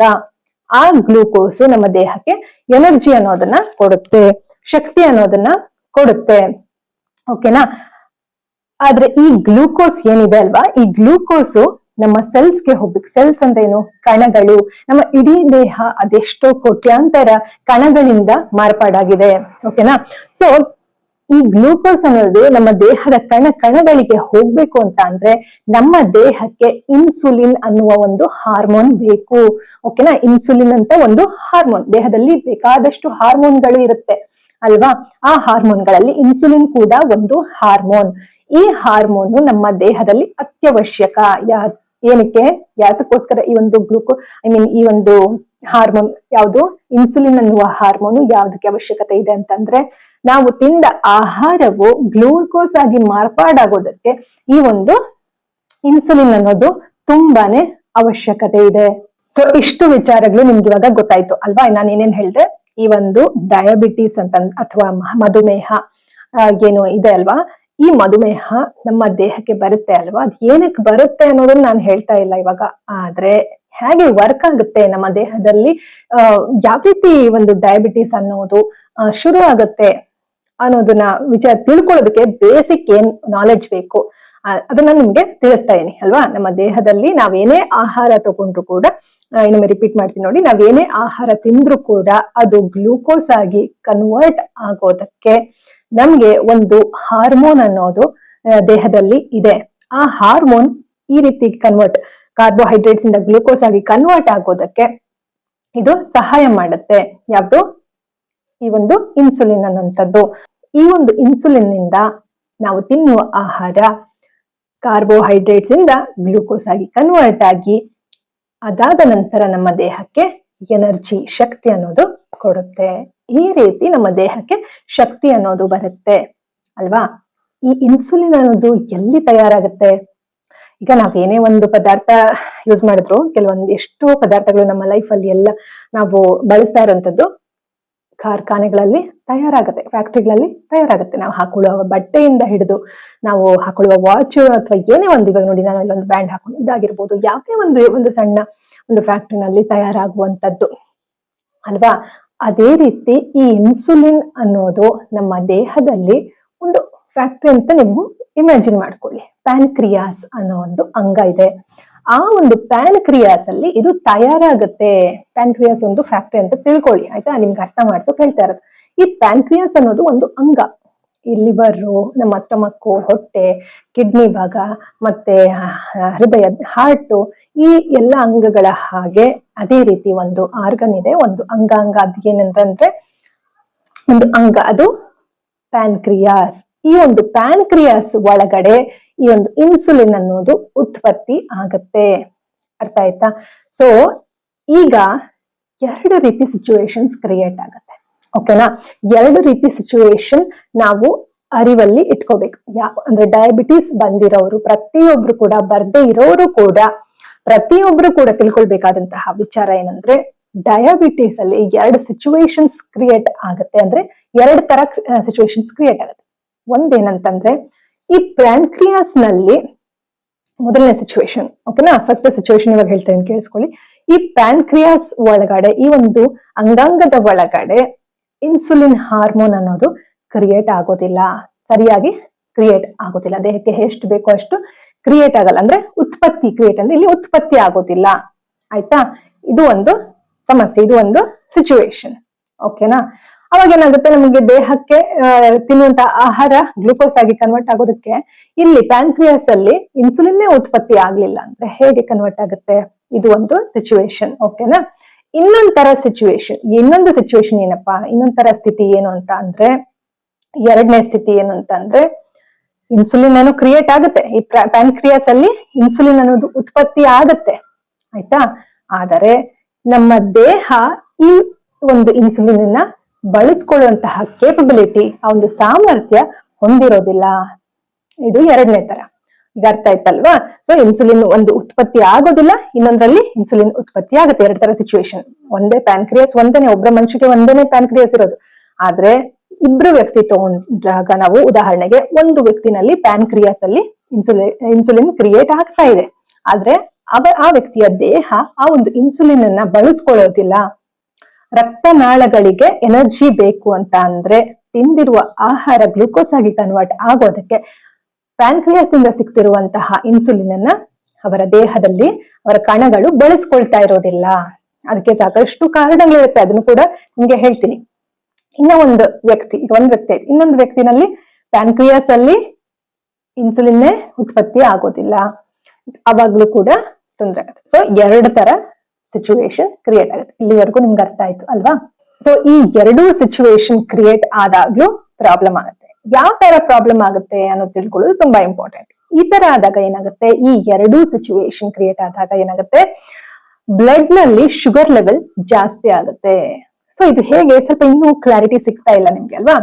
ಸೊ ನಿಮ್ಗೆ ಸಿಂಪಲ್ ಆಗಿ ಅರ್ಥ ಮಾಡಿಸೋದಕ್ಕೆ ಕೆಲವೊಂದು ವಿಚಾರಗಳನ್ನ ನಾನು ನಿಮ್ಗೆ ಹೇಳ್ತೀನಿ. ಸೊ ಇವಾಗ ನಾವು ತಿಂದ ಆಹಾರ ಪ್ರತಿಯೊಂದು ಕಣಕ್ಕೂ ಹೋಗ್ಬೇಕು ಅಲ್ವಾ? ಎನರ್ಜಿಯಾಗಿ ಕ್ರಿಯೇಟ್ ಆಗೋದಕ್ಕೆ ಪ್ರತಿಯೊಂದು ಕಣಗಳಿಗೂ ಹೋಗ್ಬೇಕು. ಆದ್ರೆ ದೇಹದ ಎಲ್ಲಾ ಕಣಗಳಿಗೆ ಹೋಗೋದಕ್ಕೆ ಎಲ್ಲಾ ಕಣಗಳಿಗೂ ಇನ್ಸುಲಿನ್ ಅನ್ನೋದು ಬೇಕಾಗುತ್ತೆ. ಆದ್ರೆ ದೇಹದ ಎಲ್ಲಾ ಭಾಗಗಳಿಗೂ ನಮ್ಗೆ ಇನ್ಸುಲಿನ್ ಅನ್ನೋದು ಸಿಗ್ತಾ ಇಲ್ಲ ಅಂತ ಅಂದಾಗ ಏನಾಗುತ್ತೆ, ಒಂದೇ ಕಡೆ ಅದು ಸ್ಟಕ್ ಆದಾಗ ಏನಾಗುತ್ತೆ, ಒಂದೊಂದೇ ಅಂಗಾಂಗಗಳಿಗೆ ತೊಂದರೆ ಆಗ್ತಾ ಹೋಗುತ್ತೆ. ಓಕೆನಾ? ಈಗ ಮಾತ್ರೆ ತಗೊಳ್ಳೋದ್ರಿಂದ ಸ್ವಲ್ಪ ಬ್ಯಾಲೆನ್ಸ್ಡ್ ಆಗಿ ಇಟ್ಕೊಳ್ಬಹುದು. ಈಗ ಮಾತ್ರೆ ತಗೊಳ್ಳಿಲ್ಲ ಅಂತಂದ್ರೆ ಆಗ ಯೋಚನೆ ಮಾಡಿ ಅಲ್ವಾ? ಈಗ ಮಾತ್ರೆ ತಗೊಳ್ಳೋದು ಕೂಡ ಲಾಂಗ್ ಟರ್ಮ್ ಅಲ್ಲಿ ತುಂಬಾ ತೊಂದರೆ ಆಗುತ್ತೆ. ಈ ಮಾತ್ರೆಗಳಿಂದನೇ ಅರ್ಧ ತೊಂದರೆ ಆಗುವಂತದ್ದು ಇದೆ ಅಲ್ವಾ? ಸೊ ನನ್ನ ಉದ್ದೇಶ ಮಾತ್ರೆಗಳನ್ನ ಕಮ್ಮಿ ಮಾಡಿಸ್ಬೇಕು ಅನ್ನೋದೇ ನಂದು ಉದ್ದೇಶ. ಓಕೆನಾ? ಆದ್ರೆ ಒಂದೇ ಸತಿ ನಿಲ್ಸ್ಬಾರ್ದು ಆಯ್ತಾ? Very very important. ನಾನು ಹೇಳ್ದೆ ಅಂದ್ಬಿಟ್ಟು ಮಾತ್ರೆ ಸಡನ್ ಆಗಿ ನಿಲ್ಸೋದು, ತೊಂದರೆ ಆಗೋದು, ಇದೆಲ್ಲ ತಪ್ಪಾಗುತ್ತೆ ಸ್ನೇಹಿತರೆ. ಸೊ ಅರ್ಥ ಮಾಡ್ಕೊಳ್ಳಿ, ನಾನು ಹೇಳ್ತಾ ಇರೋದು ಜಸ್ಟ್ ಇಮ್ಯಾಜಿನ್, ಊಹೆ ಮಾಡ್ಕೊಳ್ಳಿ. ಸಪೋಸ್ ಇವಾಗ ನೀವು ಡಯಾಬಿಟಿಸ್ ಇತ್ತು ಅನ್ಕೊಳ್ಳಿ, ಮಾತ್ರೆ ತಗೊಳ್ಳಿಲ್ಲ ಅಂತ ಅಂದ್ರೆ ಏನಾಗುತ್ತೆ, ಒಂದೊಂದೇ ಅಂಗಾಂಗಗಳಿಗೆ ಎಫೆಕ್ಟ್ ಆಗ್ತಾ ಹೋಗುತ್ತೆ. ಅಂದ್ರೆ ನಾವು ತಿಂದ ಆಹಾರ, ಅಂದ್ರೆ ಇದು ಏನಕ್ಕೆ ಇಷ್ಟು ಡೀಟೇಲ್ ಆಗಿ ಹೇಳ್ತಿದೀನಿ ಅಂದ್ರೆ ನಿಮ್ಗೆ ಇದು ಚಿತ್ರಣ ಸಿಗ್ಬೇಕು. ಈಗ ತಿಂದ ಆಹಾರ ಏನಾಗುತ್ತೆ, ಒಂದೇ ಕಡೆ ಇವಾಗ ಸ್ಟಕ್ ಆಗುತ್ತೆ. ಅಲ್ಲಿ ಶುಗರ್ ಲೆವೆಲ್ ಜಾಸ್ತಿ ಆದಾಗ ಏನಾಗುತ್ತೆ, ಎಲ್ಲಾ ಕಡೆ ಶಕ್ತಿ ಹೋಗೋದಿಲ್ಲ. ನರಗಳಲ್ಲಿ ಬ್ಲಾಕೇಜಸ್ ಆಗುವ ಸಾಧ್ಯತೆಗಳಿರುತ್ತೆ. ರಕ್ತ ಸಂಚಲನದಲ್ಲಿ ಬ್ಲಾಕೇಜಸ್ ಆಗುವ ಒಂದು ಸಾಧ್ಯತೆ ಇರುತ್ತೆ ಅಲ್ವಾ? ಅಂದ್ರೆ ಎನರ್ಜಿ, ನಾವ್ ಏನ್ ತಿಂದ್ರೂ ಅದು ಎನರ್ಜಿ ಅಲ್ವಾ? ಆ ಎನರ್ಜಿ ಎಲ್ಲಾ ಕಡೆ ದೇಹಕ್ಕೆ ಹರಡ್ಬೇಕಲ್ವಾ? ಶಕ್ತಿಯಾಗಿ ಕ್ರಿಯೇಟ್ ಆಗ್ಬೇಕಂದ್ರೆ ಅದು ಹರಡ್ಲಿಲ್ಲ ಅಂದ್ರೇನು, ಒಂದೇ ಕಡೆ ಕುತ್ಕೊಂಡ್ರೆ ಏನಾಗುತ್ತೆ, ಸರಿಯಾಗಿ ಡೈಜೆಷನ್ ಅನ್ನೋದನ್ನು ಆಗಲ್ಲ. ಇಲ್ಲಿ ಡೈಜೆಷನ್ ಅನ್ನೋ ಪದ ಯಾಕೆ ಬಳಕೆ ಮಾಡ್ತಿದೀನಿ ಅಂದ್ರೆ, ಪಚನ ಕ್ರಿಯೆ ಅನ್ನೋದು ಸರಿಯಾಗಿ ಆಗ್ಲಿಲ್ಲ ಅಂದ್ರೆ ರಕ್ತನಾಳಗಳಿಗೆ ಶಕ್ತಿ ಹೋಗೋದಿಲ್ಲ, ಸರಿಯಾಗಿ ಮೆಟಬಾಲಿಸಮ್ ಸರಿಯಾಗೋದಿಲ್ಲ ಅಲ್ವಾ? ಮೆಟಬಾಲಿಸಮ್ ಅಂದ್ರೆ ನಮ್ಮ ಒಂದು ದೇಹದಲ್ಲಿ ಸರಿಯಾದ ರೀತಿ ದಿನನಿತ್ಯ ನಾವು ತಿಂದ ಆಹಾರ ರಕ್ತನಾಳಗಳಿಗೆ ತಲುಪುವುದು, ಡೈಜೆಷನ್ ಆಗೋದು, ಎಲ್ಲವೂ ಕೂಡ ಈ ದಿನನಿತ್ಯದ ಚಟುವಟಿಕೆಗಳು ಏನಿರುತ್ತೆ ನಮ್ಮ ದೇಹದೊಳಗಡೆ ಏನಾಗ್ಬೇಕು, ಆ ಒಂದು ಮೆಟಬಾಲಿಸಮ್ ಸರಿಯಾಗಿ ಆಗೋದಿಲ್ಲ. ಅವಾಗ ಏನಾಗುತ್ತೆ, ಒಂದೊಂದೇ ಅಂಗಾಂಗಗಳಿಗೆ ಎಫೆಕ್ಟ್ ಆಗುತ್ತೆ, ಪ್ರತಿಯೊಂದು ಕಣಗಳಿಗೂ ಹೋಗೋದಿಲ್ಲ. ಅದೇನಾಗುತ್ತೆ, ಒಂದ್ ಕಡೆನೆ ಬ್ಲಡ್ ಶುಗರ್ ಲೆವೆಲ್ ಜಾಸ್ತಿ ಆದಾಗ, ಶಕ್ತಿ ಒಂದು ಒಂದೇ ಕಡೆ ಇದಾದಾಗ ಅಲ್ಲಿ ಶುಗರ್ ಲೆವೆಲ್ ಅನ್ನೋದು ಜಾಸ್ತಿ ಆಗುತ್ತೆ. ಅವಾಗ ಏನಾಗುತ್ತೆ, ತೊಂದರೆಗಳು ಶುರು ಆಗ್ತಾ ಹೋಗುತ್ತೆ. ಇದನ್ನ ಬ್ಯಾಲೆನ್ಸ್ಡ್ ಆಗಿ ಇಡೋದಕ್ಕೆ ಮಾತ್ರೆಗಳು ಆ ಸಮಯಕ್ಕೆ ಹೆಲ್ಪ್ ಮಾಡುತ್ತೆ. ಆದ್ರೆ ಇದರಿಂದ ಸೈಡ್ ಎಫೆಕ್ಟ್ಗಳು ತುಂಬಾನೇ ಜಾಸ್ತಿ ಆಗ್ತಾ ಹೋಗುತ್ತೆ. ಓಕೆನಾ? ಈ ರೀತಿ ಬ್ಲಡ್ ಶುಗರ್ ಲೆವೆಲ್ ಜಾಸ್ತಿ ಆಗೋದನ್ನೇ ನಾವು ಡಯಾಬಿಟಿಸ್ ಅಂತ ಕರೆಯೋದು, ಮಧುಮೇಹ ಅಂತ ಕರೆಯೋದು. ಅರ್ಥ ಆಯ್ತಾ? ಸಿಂಪಲ್ ಆಗಿ ನಾನು ಅರ್ಥ ಮಾಡ್ತಿದ್ದೀನಿ. ಅರ್ಥ ಆಗಲ್ಲ ಅಂದ್ರೆ ಇನ್ನೊಮ್ಮೆ ವಿಡಿಯೋ ನೋಡಿ, ಇನ್ನೂ ಸರಳವಾಗಿ ಅರ್ಥ ಮಾಡಿಸುವ ಪ್ರಯತ್ನ ನಾನು ಮಾಡ್ತಾ ಹೋಗ್ತೀನಿ. ರಿಪೀಟ್ ಆಗ್ತಾ ಹೋಗುತ್ತೆ, ಬಟ್ ಬೇರೆ ಬೇರೆ ರೀತಿ ನಿಮ್ಗೆ ಬೇರೆ ಬೇರೆ ಆಂಗಲ್ ಅಲ್ಲಿ, ದೃಷ್ಟಿಕೋನದಲ್ಲಿ ಅರ್ಥ ಮಾಡಿಸುವ ವಿಡಿಯೋಗಳು ಬರುತ್ತೆ ನನ್ನ ಚಾನಲ್ ಅಲ್ಲಿ, ಚೆಕ್ ಮಾಡ್ತಾ ಇರಿ. ಸೊ ಈ ರೀತಿ ಶುಗರ್ ಲೆವೆಲ್ ಅನ್ನೋದು ಜಾಸ್ತಿ ಆಗುತ್ತೆ ನಮ್ಮ ದೇಹದಲ್ಲಿ. ಅಲ್ಲಿ ಏನಕ್ಕೆ ಜಾಸ್ತಿ ಆಗುತ್ತೆ, ಇಲ್ಲಿ ಸರಿಯಾಗಿ ಮೆಟಬಾಲಿಸಮ್ ಆಗೋದಿಲ್ಲ, ಸರಿಯಾಗಿ ಇನ್ಸುಲಿನ್ ಉತ್ಪತ್ತಿ ಆಗೋದಿಲ್ಲ, ಸರಿಯಾಗಿ ಶಕ್ತಿಯಾಗಿ ಕನ್ವರ್ಟ್ ಆಗೋದಿಲ್ಲ. ನಾವು ತಿಂದ ಆಹಾರ ಅಲ್ವಾ, ತಿಂದ ಆಹಾರ ಸರಿಯಾಗಿ ಕನ್ವರ್ಟ್ ಆಗಲ್ಲ ಶಕ್ತಿಯಾಗಿ. ಅವಾಗ ಏನಾಗುತ್ತೆ, ಸಮಸ್ಯೆ ಹೆಚ್ಚಾಗುತ್ತೆ, ಶುಗರ್ ಲೆವೆಲ್ ಅನ್ನೋದು ಹೆಚ್ಚಾಗ್ತಾ ಹೋಗುತ್ತೆ. ಸೊ ಈಗ ಬೇಸಿಕ್ ನಿಮ್ಗೆ ಅರ್ಥ ಆಗಿದೆ ಅಲ್ವಾ ಸ್ನೇಹಿತರೆ? ಇಲ್ಲಿ ನಾನು ಡಾಕ್ಟರ್ ಅಲ್ಲ, MBBS ಓದಿಲ್ಲ, ಆದ್ರೆ ನಾನ್ ನಿಮ್ಗೆ ಬೇಸಿಕ್ ಆಗಿ ಒಂದು ಎಜುಕೇಶನ್ ಪರ್ಪಸ್ ಆಗಿ ಹೇಳ್ತಾ ಇದೀನಿ. ಟೆಕ್ನಿಕಲ್ ಆಗಿ ನೀವೆಲ್ಲ ತಿಳ್ಕೊಳ್ಬೇಕು ಅಂತಂದ್ರೆ ಅದಕ್ಕೆ ಬೇರೆ ವಿಡಿಯೋಸ್ ಗಳೇ ಇರುತ್ತೆ, ಚೆಕ್ ಮಾಡಿ. ಇಲ್ಲಿ ನಾನು ಸಾಮಾನ್ಯ ಜನರಿಗೆ ಅರ್ಥ ಆಗುವ ರೀತಿನಲ್ಲಿ ಹೇಳ್ತಾ ಇದ್ದೀನಿ ಅಷ್ಟೇ. ಓಕೆನಾ? ಸೊ ಈ ರೀತಿ ಬ್ಲಡ್ ಶುಗರ್ ಲೆವೆಲ್ ಅನ್ನೋದು ಜಾಸ್ತಿ ಆದಾಗ ಏನಾಗುತ್ತೆ, ದೇಹದಲ್ಲಿ ವ್ಯತ್ಯಾಸಗಳಾಗತ್ತೆ. ಸರಿಯಾಗಿ ನಮ್ಗೆ ಶಕ್ತಿ ಇರೋದಿಲ್ಲ, ದೇಹದಲ್ಲಿ ಶಕ್ತಿ ಅನ್ನೋದು ಕುಂದುತ್ತೆ. ಅವಾಗ ಏನಾಗುತ್ತೆ, ಆಯಾಸ ಹೆಚ್ಚಾಗತ್ತೆ, ಮತ್ತೆ ಬೆವರು ಬರುವಂತದ್ದು, ಮತ್ತೆ ಒಂದೊಂದೇ ಅಂಗಾಂಗಗಳಿಗೆ ತೊಂದರೆ ಆಗುವಂತದ್ದು ಏಜ್ ಆಗ್ತಾ ಈ ರೀತಿ. ಬಟ್ ಇವಾಗೆಲ್ಲ ಸಣ್ಣ ವಯಸ್ಸಲ್ಲೂ ಕೂಡ ಡಯಾಬಿಟಿಸ್ ನಾವು ನೋಡ್ತಾ ಇದೀವಿ ಅಲ್ವಾ? ಆದ್ರೆ ಇದನ್ನ ಯಾವ ರೀತಿ ಸರಿ ಮಾಡ್ಕೊಳ್ಬೇಕು ಅನ್ನೋದು ನಮ್ ಕೈಲೇ ಇರುತ್ತೆ ಅಲ್ವಾ? ಹಾಗಾಗಿ ವಿಚಾರಗಳು ತಿಳ್ಕೊಳ್ಳೋದು ತುಂಬಾ ಮುಖ್ಯ. ಸುಮ್ನೆ ನಾವು ಅನ್ಕೊಂಡಿದ ತಕ್ಷಣ ಸರಿ ಹೋಗ್ಬಿಡತ್ತಾ? ಈಗ ಡಯಾಬಿಟಿಸ್ ಬಂದ್ಬಿಟ್ಟಿರುತ್ತೆ ಕೆಲವರಿಗೆ. ಸುಮ್ನೆ ಅನ್ಕೊಂಡ್ಬಿಟ್ರೆ ಸರಿ ಹೋಗುತ್ತಾ? ಇಲ್ಲ ನಾನು ವಾಪಸ್ ಮುಂಚೆ ತರ ಆಗ್ಬೇಕು, ಸರಿ ಹೋಗ್ಬೇಕು ಅಂತ ಅನ್ಕೊಂಡ್ರೆ ಸರಿ ಹೋಗುತ್ತಾ? ಇಲ್ಲ. ಆದ್ರೆ ಅದಕ್ಕೆ ಏನ್ ಬೇಕು, ಏನ್ ಮಾಡ್ಬೇಕು ಅದನ್ನ ನೀವು ಫಾಲೋ ಮಾಡಿದ್ರೆ, ಏನ್ ಕ್ರಮ ತಗೊಳ್ಬೇಕು ಅದನ್ನ ಕ್ರಮ ತಗೊಂಡ್ರೆ ಖಂಡಿತವಾಗ್ಲೂ ಡಯಾಬಿಟಿಸ್ ಅನ್ನೋದನ್ನ ರಿವರ್ಸ್ ಮಾಡುವ ಎಲ್ಲಾ ಸಾಧ್ಯತೆ ಇರುತ್ತೆ. ನಮ್ಮ ಕೈಲೇ ಇದೆ, ಅದು ಪ್ರಯತ್ನ ಮಾಡೋದು ನಮ್ಮ ಕೈಲೇ ಇದೆ ಸ್ನೇಹಿತರೆ. ಓಕೆನಾ? ಇಷ್ಟನ್ನ ಹೇಳ್ಬೋದು ನಾವು. ಸೊ ಖಂಡಿತವಾಗ್ಲೂ ಸಾಧ್ಯ ಇದೆ. Stay tuned. ಖಂಡಿತವಾಗ್ಲೂ ಆಗುತ್ತೆ. ಯಾಕಂದ್ರೆ ಬೇಜಾರಾಗುತ್ತೆ. ಯಾಕಂದ್ರೆ ಡಯಾಬಿಟಿಸ್ ಬಂದ್ಮೇಲೆ ಮುಂಚೆ ತರ ಊಟ ಪ್ರತಿಯೊಂದು ನೀವು ಇಷ್ಟಪಡೋದು ತಿನ್ನಕ್ಕಾಗಲ್ಲ. ಜೊತೆಗೆ ಲೈಫ್ ಸ್ಟೈಲ್ ಚೇಂಜ್ ಆಗ್ಬಿಡುತ್ತೆ. ಯಾವಾಗ್ಲೂ ಸುಸ್ತು ಇರುತ್ತೆ, ಮತ್ತೆ ಮೂಡ್ ಸ್ವಿಂಗ್ಸ್ ಆಗ್ತಾ ಇರುತ್ತೆ ಅಲ್ವಾ? ಸೊ ನಮ್ಮನೇನಲ್ಲೇನೆ ಪ್ರೀತಿ ಪಾತ್ರರಿಗೆ ನಮ್ಗೆ ಬಂದ್ರೆ ಎಷ್ಟು ಬೇಜಾರಾಗುತ್ತಲ್ವಾ? ಸೊ ಆದ್ರೆ ಪ್ರತಿಯೊಂದು ಯಾವುದೇ ಕಾಯಿಲೆ ಆಗಿದ್ರು ಪ್ರತಿಯೊಂದು ನಿಭಾಯಿಸ್ಕೊಂಡು ಅದನ್ನ ಕಂಟ್ರೋಲ್ ಮಾಡ್ಕೊಳ್ಳೋದು ನಮ್ಮ ಕೈಲೇ ಇರುತ್ತೆ. ಓಕೆನಾ? ಕಂಟ್ರೋಲ್ ಮಾಡ್ಕೊಳ್ಳೋದು ನಮ್ಮ ಕೈಲಿ ಇರುತ್ತೆ. ಇದು ಒಂದು ಕಾಯಿಲೆ ಅಂತ ನೀವು ಕನ್ಸಿಡರ್ ಮಾಡೋದಕ್ಕೆ ಹೋಗ್ಬೇಡಿ. ಓಕೆನಾ? ಇದು ಒಂದು ಲೈಫ್ ಸ್ಟೈಲ್ ಡಿಸೀಸ್ ಕೂಡ ಆಗಿದೆ ಅಲ್ವಾ? ಸೊ ಇದಕ್ಕೆ ಏನೇನು ಕಾರಣಗಳು ಇದೆ ಅನ್ನೋದನ್ನ ತಿಳ್ಕೊಳ್ಳೋಣ ಇವಾಗ. ಓಕೆನಾ? ಡಯಾಬಿಟಿಸ್ ಅಂದ್ರೆ ಕೇವಲ ಸ್ವೀಟ್ ತಿನ್ನೋದ್ರಿಂದ ಬರೋದಿಲ್ಲ. ಸೊ ಇವಾಗ ಇಷ್ಟೊತ್ತರೆಗೂ ನೀವು ಡಯಾಬಿಟಿಸ್ ಅಂದ್ರೆ ಏನು ಅನ್ನೋದನ್ನ ತಿಳ್ಕೊಂಡ್ರಿ ಅಲ್ವಾ? ಈಗ ಯಾವ ಕಾರಣಗಳು, ಎಷ್ಟೋ ಕಾರಣಗಳಿದೆ. ಇಲ್ಲಿ ಮುಖ್ಯ ಕಾರಣಗಳನ್ನ ತಿಳ್ಕೊಳ್ತಾ ಹೋಗೋಣ. ಆಯ್ತಾ? ಇಲ್ಲಿ ನಾನು ಹೇಳ್ದ ಹಾಗೆ ಸ್ವೀಟ್ ತಿನ್ನೋದ್ರಿಂದ ಮಾತ್ರ ಈ ಒಂದು ರೋಗ ಬರೋದಿಲ್ಲ. ಹಾಗಂತ ಹೇಳಿ ಸ್ವೀಟ್ ಎಲ್ಲ ತಿನ್ಬೋದಾ, ಸಕ್ಕರೆ ಎಲ್ಲ ತಿನ್ಬೋದಾ, ತಿನ್ಬಿಡ್ತೀನಿ, ಸ್ವೀಟ್ ತಿನ್ನೋದ್ರಿಂದ ಬರಲ್ವಲ್ಲ, ನಾನು ಸ್ವೀಟ್ಸ್ ತಿಂತೀನಿ, ಆತರ ಅನ್ಕೊಳ್ಬಾರ್ದು. ಆಯ್ತಾ? ಇಲ್ಲಿ ವಿಚಾರ ಅರ್ಥ ಮಾಡ್ಕೊಳ್ಳಿ ಪೇಷನ್ಸ್ ಅಲ್ಲಿ. ಸ್ವೀಟ್ ತಿಂದ್ಬಿಟ್ರೆ ನಿಮ್ಗೆ ಡಯಾಬಿಟಿಸ್ ಬರುತ್ತೆ ಅಂತ ಅನ್ಕೊಳ್ಳೋದು ತಪ್ಪು. ಹಾಗಂತೇಳಿ ಸ್ವೀಟ್ ತಿನ್ಬೋದಾ, ಆತರ ಅಲ್ಲ. ಆಯ್ತಾ? ವಿಚಾರ ಇನ್ ಮುಂಬರುವ ವಿಡಿಯೋಗಳಲ್ಲಿ ಇನ್ ಡೀಟೇಲ್ ಆಗಿ ಹೇಳ್ತಾ ಹೋಗ್ತೀನಿ. ಸ್ವೀಟ್ ತಿನ್ಬೇಕಾ ಬೇಡವಾ, ಯಾವ ತರ ಸ್ವೀಟ್ಸ್ ತಿನ್ಬೋದು ಅನ್ನೋದನ್ನ ಕೂಡ ನಿಮ್ಗೆ ಹೇಳ್ತೀನಿ. ಓಕೆನಾ? ಸೊ ಇವಾಗ ಬೇಸಿಕ್ ಆಗಿ ಕಾರಣಗಳು, ಯಾವೆಲ್ಲ ಒಂದು ಕಾರಣಗಳಿಂದ ಈ ಒಂದು ಡಯಾಬಿಟಿಸ್ ಅನ್ನೋದು ಬರುತ್ತೆ ಅನ್ನೋದನ್ನ ನಾವು ತಿಳ್ಕೊಳ್ಳೋಣ. ಮೊದಲನೇದಾಗಿ ಲೈಫ್ ಸ್ಟೈಲ್. ನಾವು ದಿನನಿತ್ಯ ಹೇಗೆ ನಾವು ಜೀವಿಸ್ತೀವಿ, ಹೇಗೆ ಬದುಕ್ತಾ ಇದ್ದೀವಿ, ಯಾವ ರೀತಿ ಚಟುವಟಿಕೆಗಳಲ್ಲಿ ನಮ್ಮನ್ನ ನಾವು ತೊಡಗಿಸ್ಕೊಂಡಿದೀವಿ ಅನ್ನೋದು ತುಂಬಾ ಮುಖ್ಯ ಆಗುತ್ತೆ. ಲೈಫ್ ಸ್ಟೈಲ್ ವ್ಯತ್ಯಾಸ ಆದಂಗೆ ನಮ್ಗೆ ಡಯಾಬಿಟಿಸ್ ಅನ್ನೋದು ಬರುತ್ತೆ. ಇವಾಗ ಹಾಗಂತ ಹೇಳಿ ನಾವು ಮುಂಚಿನ ಕಾಲದವ್ರ ತರ ನಾವು ಬದುಕಕ್ಕಾಗತ್ತಾ? ಇವಾಗ ಕಾಲಕ್ಕೆ ತಕ್ಕನಾಗೆ ಮನುಷ್ಯ ಬದಲಾಗ್ತಾ ಹೋಗ್ತಾ ಇದ್ದಾನಲ್ವಾ? ಆದ್ರೆ ಇರೋದ್ರಲ್ಲಿ ನಾವು ಕೆಲವೊಂದು ಮಾರ್ಪಾಡುಗಳನ್ನ ಮಾಡ್ಕೊಳ್ಬೇಕಾಗತ್ತೆ. ಇವಾಗ ನೋಡಿ, ಮುಂಚಿನ ಕಾಲದವರೆಲ್ಲ ಅಂದ್ರೆ ಎಷ್ಟೋ ವರ್ಷ ಹಿಂದಿನ ತಲೆಮಾರಿನವರೆಲ್ಲ ತುಂಬಾ ಫಿಸಿಕಲ್ ಆಕ್ಟಿವಿಟಿ ಇರ್ತಾ ಇತ್ತು, ದೈಹಿಕವಾಗಿ ತುಂಬಾ ಆಕ್ಟಿವ್ ಇರ್ತಾ ಇದ್ರು ಅಲ್ವಾ? ಭಾರನ ಹೊರ್ತಾ ಇದ್ರು ಅಲ್ವಾ? ಕೆಲ್ಸಗಳನ್ನ ಸ್ವತಃ ಮಾಡ್ತಾ ಇದ್ರು. ಸೊ ಈ ರೀತಿ ಹಿಂದಿನ ತಲೆಮಾರಿನವರು ತುಂಬಾ ಆಕ್ಟಿವ್ ಆಗಿರ್ತಾ ಇದ್ರು ಅಲ್ವಾ? ದೈಹಿಕವಾಗಿ ಶ್ರಮಜೀವಿಗಳಾಗಿರ್ತಾ ಇದ್ರು. ಆದ್ರೆ ಹೋಗ್ತಾ ಹೋಗ್ತಾ ಏನಾಗ್ಬಿಟ್ಟಿದೆ, ಟೆಕ್ನಾಲಜಿ ಅಂತ ಅನ್ನೋದು ಹೆಚ್ಚಾಗ್ತಾ ಅಡ್ವಾನ್ಸ್ ಟೆಕ್ನಾಲಜಿ ಅನ್ನೋದು ಹೆಚ್ಚಾಗ್ತಾ ಏನಾಗ್ತಾ ಇದೆ, ಮನುಷ್ಯನ ದೈಹಿಕ ಆರೋಗ್ಯ ಏನಕ್ಕೆ ಹೋಗ್ತಾ ಇದೆ, ದೈಹಿಕ ಚಟುವಟಿಕೆಗಳೇನೆ ಇಲ್ವಲ್ಲ ಅಲ್ವಾ? ಈಗ ಜನರೇಷನ್ ಆತರ ಆಗ್ಬಿಟ್ಟಿದೆ. ಎಲ್ಲ ಕೂತ್ಕೊಂಡ್ ಮಾಡುವಂತಹ ಕೆಲಸಗಳು ಹೆಚ್ಚಿರುತ್ತೆ, ಅಥವಾ ಓಡಾಟ ಮಾಡ್ಕೊಂಡು ಮಾಡುವಂತಹ ಕೆಲಸಗಳು ಹೆಚ್ಚಿದ್ರು ನಮ್ಮ ದೇಹಕ್ಕೆ ಯಾವ ರೀತಿ ಒಂದು ಶ್ರಮ ಬೇಕೋ ಆ ರೀತಿ ನಾವು ವರ್ಕ್ ಮಾಡ್ತಾ ಇರೋದಿಲ್ಲ ಅಲ್ವಾ? ಆ ರೀತಿ ನಾವು ದೇಹ ದಣಿಸುವಂತಹ ಕೆಲಸ ಏನು ಮಾಡ್ತಾ ಇರೋದಿಲ್ಲ ಅಲ್ವಾ? ಶ್ರಮ ಜೀವಿಗಳಲ್ಲ ನಾವು. ಇವಾಗ ಮೊಬೈಲ್ ಮತ್ತೆ ಟಿವಿ ಬಂದ್ಮೇಲಂತೂ ಇತ್ತೀಚಿನ ಕೆಲವೊಂದು 3 ದಶಕಗಳಿಂದ ಏನಾಗ್ಬಿಟ್ಟಿದೆ, 4 ದಶಕಗಳಿಂದ, 80s ಅಲ್ವಾ, ಇಲ್ಲೆಲ್ಲ ಜಾಸ್ತಿ. ಅಂದ್ರೆ ಇವಾಗ ಡಿ ಚಾನೆಲ್ ಎಲ್ಲ ಮುಂಚೆ ಇತ್ತು, ಬಟ್ ಅದಾದ್ಮೇಲೆ ಏನಾಯ್ತು, ಪ್ರೈವೇಟೈಸೇಷನ್ ಅನ್ನೋದಾದ್ಮೇಲೆ ಬೇಕಾದಷ್ಟು ಚಾನೆಲ್ಗಳು ಬಂದ್ಬಿಡ್ತು. ಬರೀ ಕುತ್ಕೊಂಡು ಟಿವಿ ನೋಡುವಂತದ್ದೇ ಹೆಚ್ಚಾಗ್ಬಿಟ್ಟಿದೆ 3 ಹೊತ್ತುನು ಮನೆಯಲ್ಲಿ. ಜೊತೆಗೆ ಮೊಬೈಲ್ಗಳು ಅಲ್ವಾ?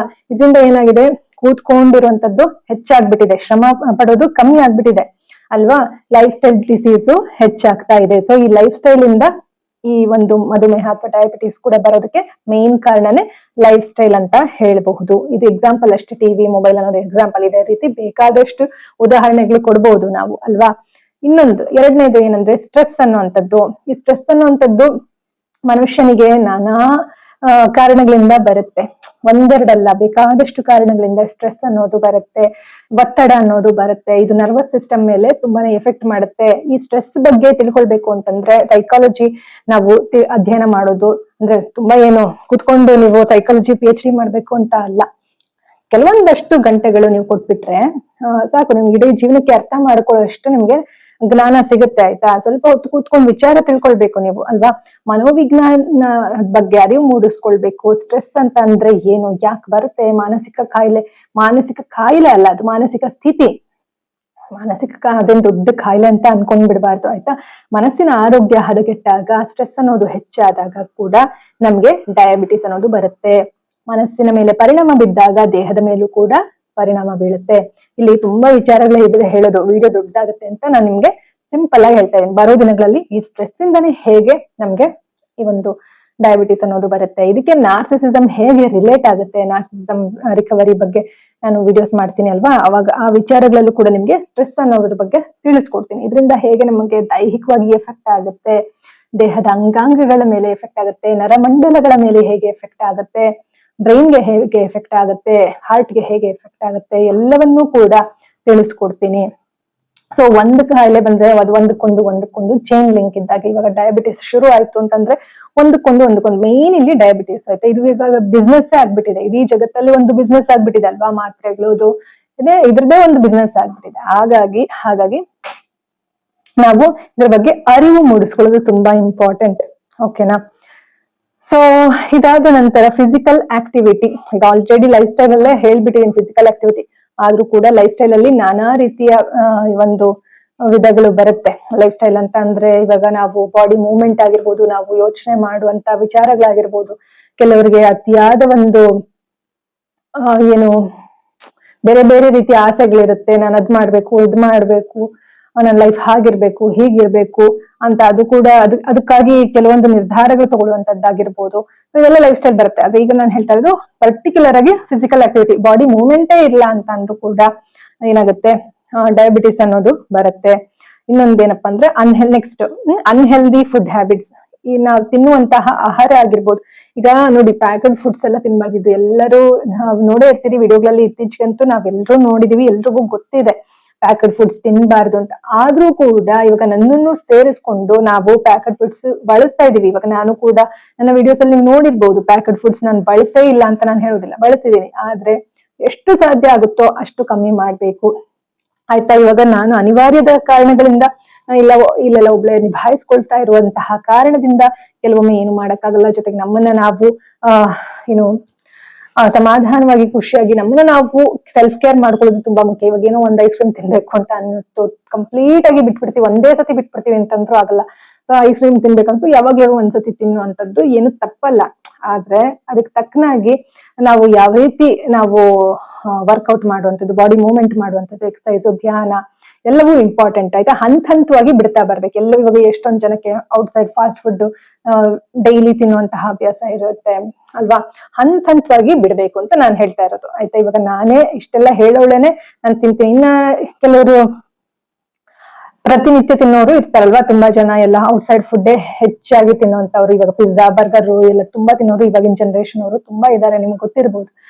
ಹಾಗಾಗಿ ಪಿಜ್ಜಾ, ಬರ್ಗರ್ ಜೊತೆಗೆ ಬೇರೆ ಬೇರೆ ಇವಾಗ ಎಷ್ಟು ವೆರೈಟೀಸ್ ಗಳು ಇದೆ ಅಲ್ವಾ. ಹಾಗಾಗಿ ಹಂತವಾಗಿ ಬಿಡ್ಬೇಕು ನೀವು ಆಯ್ತಾ. ಒಂದೇ ಸತಿ ನಾವು ಎಲ್ಲಾ ಸ್ಟಾಪ್ ಮಾಡ್ಬಿಡ್ತೀವಿ ಅಂತಂದ್ರು ಆಗಲ್ಲ. ಇವಾಗಿನ ಜನರೇಷನ್ ಅವ್ರಿಗೆ ಕಷ್ಟ ಇದೆ. ಯಾಕಂದ್ರೆ ಲೈಫ್ ಸ್ಟೈಲ್, ಇವಾಗ ಅಪ್ಪ ಅಮ್ಮ ಕೆಲ್ಸಕ್ಕೆ ಹೋಗ್ತಿರ್ತಾರೆ, ಮನೇಲಿ ಮಕ್ಳಿರ್ತಾರೆ, ಅಡ್ಗೆ ಮಾಡ್ಕೊಳಕ್ಕಾಗಲ್ಲ, ಏನೋ ಒಂದ್ ಆರ್ಡರ್ ಮಾಡ್ಕೊಂಡ್ ಬಿಡೋದು, ಈ ತರ ಎಲ್ಲ ನಾನಾ ರೀತಿಯ ಕಾರಣಗಳಿರುತ್ತೆ ಆಯ್ತಾ. ಸ್ಟ್ರೆಸ್ಗೆ ಅಥವಾ ಏನು ಮನೇಲಿ ಕೆಲಸ ಮಾಡೋದಿಲ್ಲ, ಸಡನ್ ಆಗಿ ತಗೊಂಡ್ಬಿಡೋದು, ಸುಮ್ನೆ ಕೂತಿರ್ತೀವಿ, ಮತ್ತೆ ಊಟದ ಟೈಮ್ ಆಗುತ್ತೆ, ತಿಂಡಿ ಟೈಮ್ ಆಗುತ್ತೆ, ಆ ಟೈಮ್ ಬಂದಾಗ ಆರ್ಡರ್ ಮಾಡ್ಕೊಂಡು ತಿನ್ನುವಂಥದ್ದು. ಈ ತರ ಪ್ರತಿಯೊಬ್ರು ನನ್ನ ಸೇರಿಸ್ಕೊಂಡು ಮಾಡಿದೀವಿ, ಇಲ್ಲ ಅಂತಲ್ಲ. ಆದ್ರೆ ಹಂತವಾಗಿ ನಾವು ಇದೆಲ್ಲವನ್ನು ಮೀರಿ ನಾವು ಆರೋಗ್ಯವನ್ನ ಕಾಪಾಡ್ಕೊಳ್ಬೇಕು.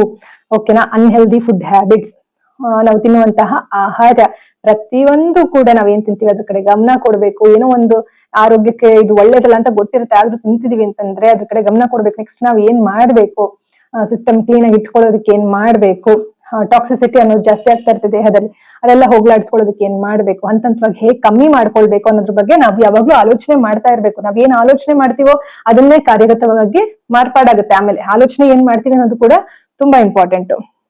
ಓಕೆನಾ. ಸೊ ಈ ರೀತಿ ನಾವು ಏನು ತಿನ್ನುವಂತಹ ಆಹಾರ ತುಂಬಾ ಮುಖ್ಯ. ಇದರ ಜೊತೆಗೆ ಜೆನೆಟಿಕ್ಸ್ ಅಂತಂದ್ರೆ ಜೆನೆಟಿಕ್ಸ್ ಜೀನ್ಸ್ ಇಂದ ಕೂಡ, ಅಂದ್ರೆ ನಮ್ಮ ಫ್ಯಾಮಿಲಿ ಹಿಸ್ಟ್ರಿನಲ್ಲಿ ಯಾರಿಗಾದ್ರೂ ಡಯಾಬಿಟಿಸ್ ಇತ್ತು ಅಂತಂದ್ರೆ ಬರುವಂತಹ ಸಾಧ್ಯತೆ ಇರುತ್ತೆ. ಆದ್ರೆ ಬಂದೇ ಬಿಡುತ್ತೆ. ಇವಾಗ ಫ್ಯಾಮಿಲಿ ಯಾರಿಗೂ ಇತ್ತು ಅಂತಂದ್ರೆ ಮಕ್ಳು, ಇವಾಗ ತಂದೆ ತಾಯಿ ಇತ್ತು ಅಂದ್ರೆ ಮಕ್ಳಿಗೂ ಬಂದೇ ಬಿಡುತ್ತೆ, ಬರ್ಲೇಬೇಕು ಅಂತ ಏನು ಇಲ್ಲ ಆಯ್ತಾ. ಅಥವಾ ಬಂದ್ರು ಹೋಗ್ಸೋದಕ್ ಆಗೋದೇ ಇಲ್ಲ ಅಂತ ಏನು ಇಲ್ಲ, ಪ್ರಯತ್ನ ಮಾಡಿದ್ರೆ ಪ್ರತಿಯೊಂದು ಸಾಧ್ಯ ಇದೆ ಆಯ್ತಾ.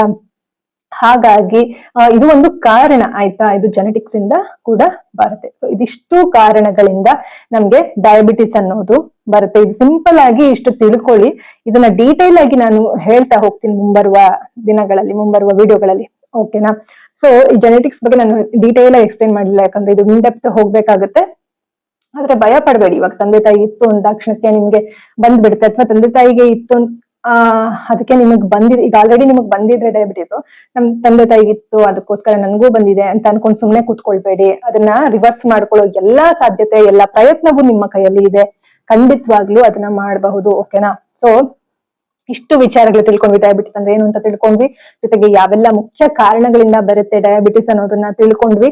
ಈಗ ಸೈಕಾಲಜಿಕಲ್ ಆಂಗಲ್ ಅಂದ್ರೆ ಈ ಒಂದು ಮನಃಶಾಸ್ತ್ರದಲ್ಲಿ ನಾವು ಏನೋ ನೋಡೋದಾದ್ರೆ, ಅಂದ್ರೆ ಮನಃಶಾಸ್ತ್ರದ ಒಂದು ಆಂಗಲ್, ಆ ಒಂದು ಆಯಾಮದಿಂದ ನಾವು ನೋಡೋದಾದ್ರೆ, ಸೈಕಾಲಜಿಕಲ್ ಆಂಗಲ್ ಆಗಿ ನಾವು ನೋಡೋದಾದ್ರೆ, ಮಾನಸಿಕವಾಗಿ ನಾವು ತೆಗೆದುಕೊಳ್ಳೋದಾದ್ರೆ, ಇಲ್ಲಿ ಒಂದು ಇಂಪಾರ್ಟೆಂಟ್ ವಿಷಯ ಏನಪ್ಪಾ ಅಂತಂದ್ರೆ, ಬಹಳಷ್ಟು ಜನ ಆಯ್ತಾ, ಸೈಕಾಲಜಿಕಲ್ ಆಗಿ ನಾವು ಏನ್ ಇಂಪಾರ್ಟೆಂಟ್ ತಿಳ್ಕೊಬೇಕಂದ್ರೆ, ಬಹಳಷ್ಟು ಜನ ಮೆಂಟಲ್ ಸ್ಟ್ರೆಸ್ ಅನ್ನೋದನ್ನ ಇಗ್ನೋರ್ ಮಾಡ್ತಾ ಇದ್ದಾರೆ. This is very very important. ಅಂದ್ರೆ ಮಾನಸಿಕ ಒತ್ತಡ ಅನ್ನೋದನ್ನ ಇಗ್ನೋರ್ ಮಾಡ್ತಾ ಇದ್ದಾರೆ. ಅಂದ್ರೆ ಒತ್ತಡ ಮಾಡ್ಕೊಳ್ತಾರೆ ಜನ, ಆದ್ರೆ ಅದರಿಂದ ಏನೋ ಸಮಸ್ಯೆ ಆಗ್ಬಿಡುತ್ತೆ ಅನ್ನೋದು ಅವರು ತಿಳ್ಕೊಳ್ತಾ ಇಲ್ಲ. ಸಮಸ್ಯೆ ಆಗುತ್ತೆ ಖಂಡಿತವಾಗ್ಲೂ, 100% 100% ಭಾಗ ನಾವು ಮೆಂಟಲ್ ಸ್ಟ್ರೆಸ್ ಇಂದ ದೈಹಿಕವಾಗಿ ಸಮಸ್ಯೆ ಆಗುತ್ತೆ. ಆದ್ರೆ ನಮ್ಮ ಜನ ಏನ್ ಇದ್ದಾರೆ ಇವಾಗ, ನಾವೆಲ್ಲರೂ ಕೂಡ ಏನ್ ಮಾಡ್ತಾ ಇದೀವಿ ಅಂದ್ರೆ, ಈ ಒಂದು ಒತ್ತಡದಿಂದ ನಮ್ಗೆ ದೇಹಕ್ಕೆ ಅನಾರೋಗ್ಯ ಬರುತ್ತೆ ಅನ್ನೋದನ್ನ ನಾವು ಇಗ್ನೋರ್ ಮಾಡ್ತಾ ಇದೀವಿ, ಅದನ್ನ ಪಕ್ಕಕ್ಕಿಡ್ತಾ ಇದೀವಿ. ಇದು ತುಂಬಾ ತುಂಬಾ ದೊಡ್ಡ ಮಿಸ್ಟೇಕ್ ನಾವು ಮಾಡ್ತಾ ಇರೋದು. ಇದು ತುಂಬಾ ತುಂಬಾ ದೊಡ್ಡ ಮಿಸ್ಟೇಕ್ ನಾವು ಮಾಡ್ತಾ ಇರೋದು, ಓಕೆನಾ. ಈ ಒಂದು ಮೆಂಟಲ್ ಸ್ಟ್ರೆಸ್, ಮಾನಸಿಕ ಒತ್ತಡದಿಂದಾನೇ ನಮ್ಮ ದೇಹಕ್ಕೆ ಹಲವಾರು ರೋಗಗಳು ಬರ್ತಾ ಇದೆ ಅನ್ನೋದು 100ಕ್ಕೆ 100 ಭಾಗ ಸತ್ಯ.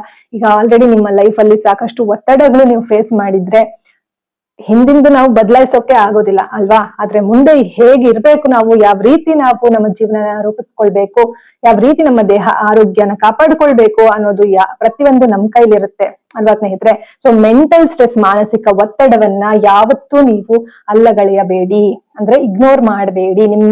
ಅಂದ್ರೆ ಈಗ ಒಬ್ಬ ಮನುಷ್ಯನಿಗೆ ನಾವೇನ್ ಅದನ್ನ ತಡೆಯಕ್ಕಾಗಲ್ಲ. ಈಗ ಸ್ಟ್ರೆಸ್ ಅನ್ನೋದು ಬರುತ್ತೆ, ಒತ್ತಡ ಅನ್ನೋದು ಬರುತ್ತೆ ನಮ್ಮ ಜೀವನದಲ್ಲಿ.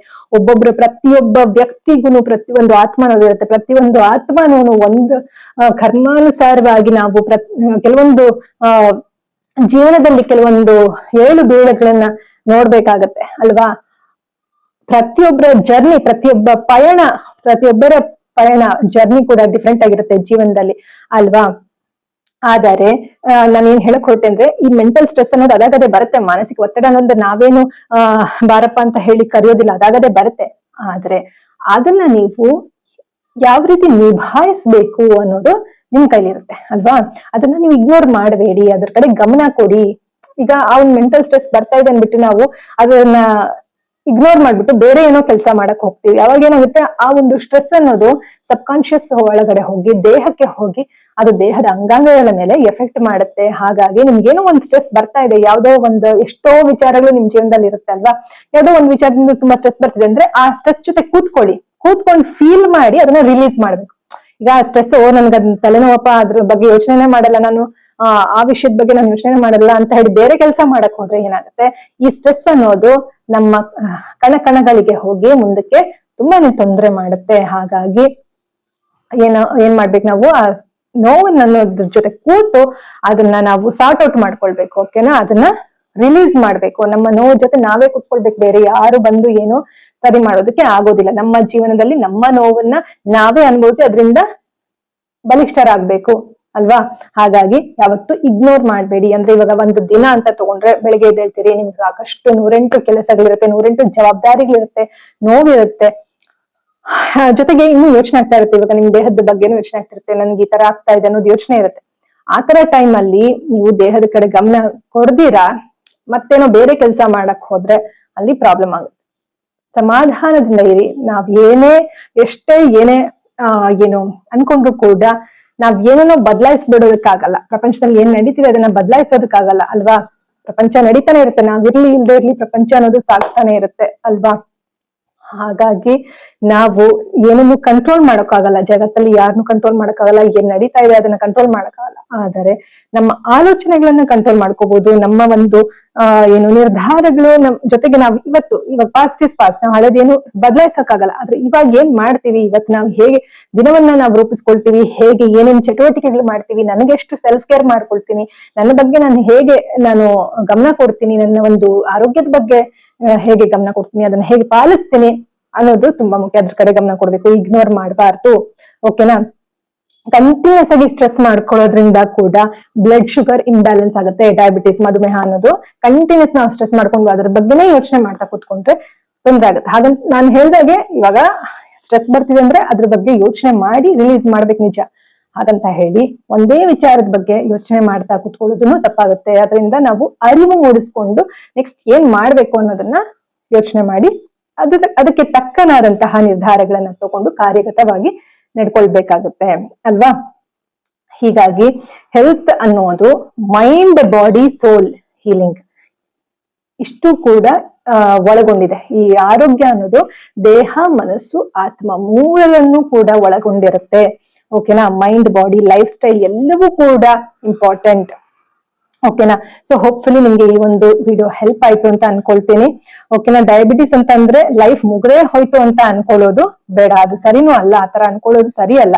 ಅರಿವು ಮೂಡಿಸ್ಕೊಳ್ಳೋದು ಇಂಪಾರ್ಟೆಂಟ್, ಅವೇರ್ನೆಸ್ ಇಸ್ ಇಂಪಾರ್ಟೆಂಟ್. ಜೊತೆಗೆ ಲೈಫ್ ಸ್ಟೈಲ್ ನ ಚೇಂಜ್ ಮಾಡ್ಕೊಳ್ಳೋದು ಇಂಪಾರ್ಟೆಂಟ್. ನಮ್ಮ ಲೈಫ್ ಸ್ಟೈಲ್ ಪ್ರತಿನಿತ್ಯ ಒಂದು ಹೋರಾಟ, ಜೀವನದಲ್ಲಿ ನಿತ್ಯವೂ ಒಂದು ಹೋರಾಟನೇ ಅಲ್ವಾ.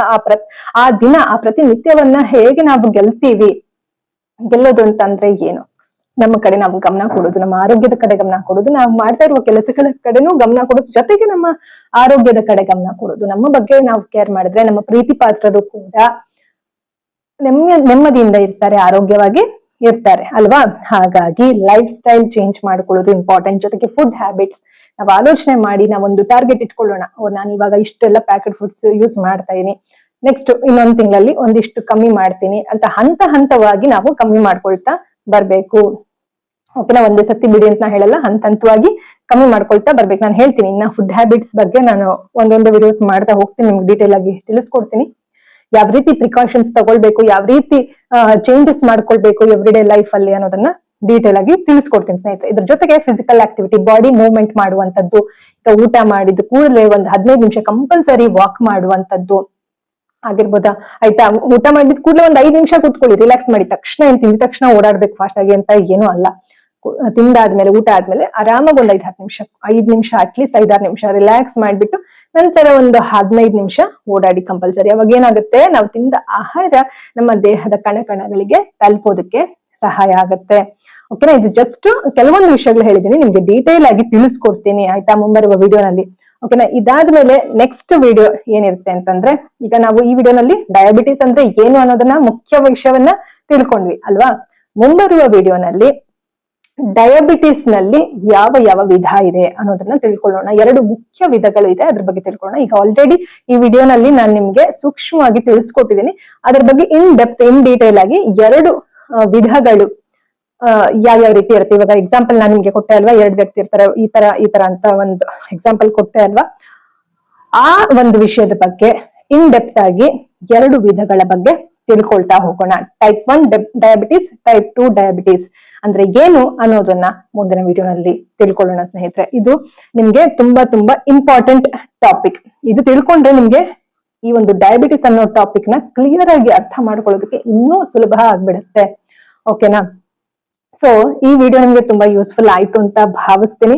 ನಿಮ್ಗೆ ಏನಾದ್ರೂ ಯೂಸ್ಫುಲ್ ಆಯ್ತು ಅಂತ ಅನ್ಸಿದ್ರೆ ಖಂಡಿತವಾಗ್ಲೂ ನಿಮ್ಮ ಅನಿಸಿಕೆ, ಅಭಿಪ್ರಾಯನ ಕಾಮೆಂಟ್ ಮೂಲಕ ತಿಳಿಸಿ. ಜೊತೆಗೆ ಲೈಕ್ ಮಾಡೋದನ್ನ ಮರಿಬೇಡಿ. ನೀವು ಲೈಕ್ ಮಾಡೋದ್ರಿಂದ ಹೆಚ್ಚು ಜನಕ್ಕೆ ಈ ಒಂದು ವಿಡಿಯೋ ತಲುಪುತ್ತೆ. ಅದರಿಂದ ನನಗೆ ಇನ್ನಷ್ಟು ಸ್ಫೂರ್ತಿ ಸಿಗುತ್ತೆ, ಸಾಕಷ್ಟು ವಿಚಾರಗಳನ್ನ ಶೇರ್ ಮಾಡ್ಬೇಕು ಅಂತ ನನಗೂ ಕೂಡ ಒಂದು ಸ್ಫೂರ್ತಿ, ಇನ್ಸ್ಪಿರೇಷನ್ ಸಿಗುತ್ತೆ. ಹಾಗಾಗಿ ಇದ್ರ ಜೊತೆಗೆ ನಿಮ್ಗೆ ನಿಮ್ಮ ಪ್ರೀತಿ ಪಾತ್ರರಿಗೆ ಈ ಒಂದು ವಿಡಿಯೋನ ಶೇರ್ ಮಾಡಿ. ಇನ್ನೂ ಕೂಡ ನೀವೇನಾದ್ರೂ ನನ್ನ ಚಾನಲ್ಗೆ ಸಬ್ಸ್ಕ್ರೈಬ್ ಆಗಿಲ್ಲ ಅಂದ್ರೆ ದಯವಿಟ್ಟು ಪಾಸಿಟಿವ್ ವೈಬ್ಸ್ ಕರ್ನಾಟಕ ಚಾನಲ್ಗೆ ಸಬ್ಸ್ಕ್ರೈಬ್ ಆಗಿ. ನಾನು ದಯವಿಟ್ಟು ಅಂತ ಯಾಕೆ ಹೇಳ್ತೀನಿ ಅಂತಂದ್ರೆ, ನಿಮ್ಮೆಲ್ಲರ ಆರೋಗ್ಯ ನನಗೆ ತುಂಬಾ ಇಂಪಾರ್ಟೆಂಟ್. ಯಾಕಂದ್ರೆ ನನ್ನ ಸಬ್ಸ್ಕ್ರೈಬರ್ಸ್, ನನ್ನ ಪ್ರೀತಿ ಪಾತ್ರರು, ಜೊತೆಗೆ ನನ್ನ ಕುಟುಂಬದವರಾಗಿರ್ಬೋದು, ಎಲ್ಲರ ಆರೋಗ್ಯಕ್ಕೋಸ್ಕರ ನಾನು ಈ ಒಂದು ವಿಡಿಯೋ ಮಾಡ್ತಾ ಇರೋದು. ಬರೀ ನಾನು ಏನೋ ವ್ಯೂಸ್ಗೋಸ್ಕರನೋ ಅಥವಾ ಲೈಕ್ಸ್ಗೋಸ್ಕರ ವಿಡಿಯೋ ಮಾಡ್ತಾ ಇಲ್ಲ.